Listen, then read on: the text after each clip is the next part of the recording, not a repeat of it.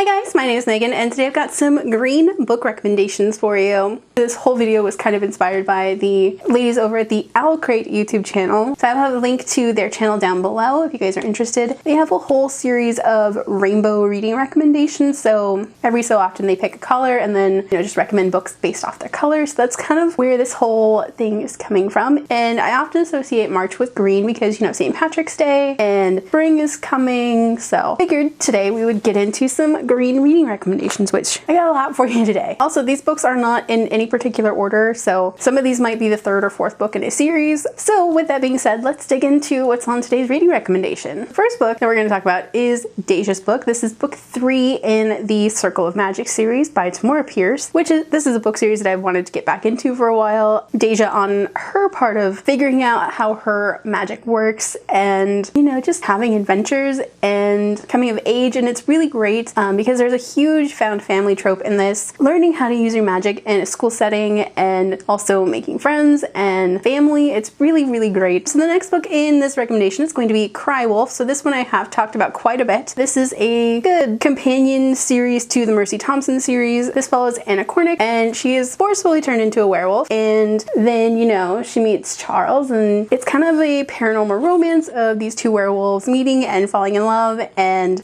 being werewolves. The next book on today's recommendation is going to be Fangirl. So I recently did a review for this and I will have a link to that above if you guys want more of my thoughts on it. This was a really interesting read. This is actually the only contemporary book on this list.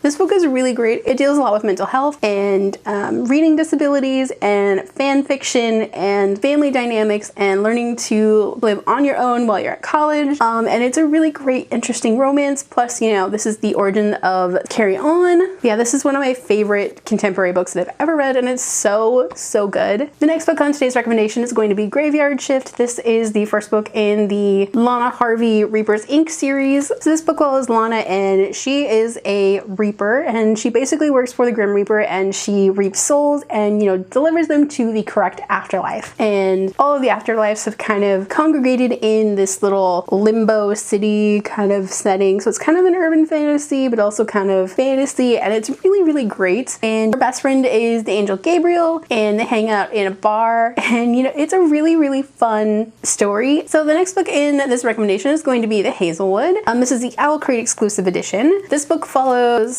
Alice Prosper Pine, and she is the granddaughter of this author who wrote this series of stories about the Hazelwood, and the Hazelwood is this very dark and creepy place. So one day Alice and her mother get a letter stating that her grandmother has passed away and they are inheriting her grandmother's property. Alice's mother gets kidnapped, and then it's Alice's job to find her, and all sorts of really interesting, weird, creepy things happen. The last book on today's recommendation is going to be Inheritance. This is the final book in the Inheritance cycle, also known as the Aragon books. This is probably one of the greatest YA middle grade fantasy series out there, and I mean, this book is hefty, but this whole story is finally culminating in this book, and I will not spoil it for you. If you guys want to know my thoughts on the first two books, I will have a link to those book reviews above. But the whole Aragon story starts off with Aragon finding a weird rock in the woods while he's out hunting, and that rock turns out to be a dragon egg, and then that sets off a whole slew of adventures, and it all culminates in this last book, and it's one of my favorite series of all times. And I started a reread last summer, and I need to finish the last two books still. So alright, so those are all of my green reading recommendations. Do you guys have any green books that you would recommend? Let me know down below. If you guys like this video, don't forget to hit the like button.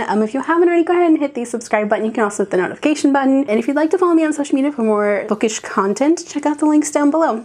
Alrighty, bye guys!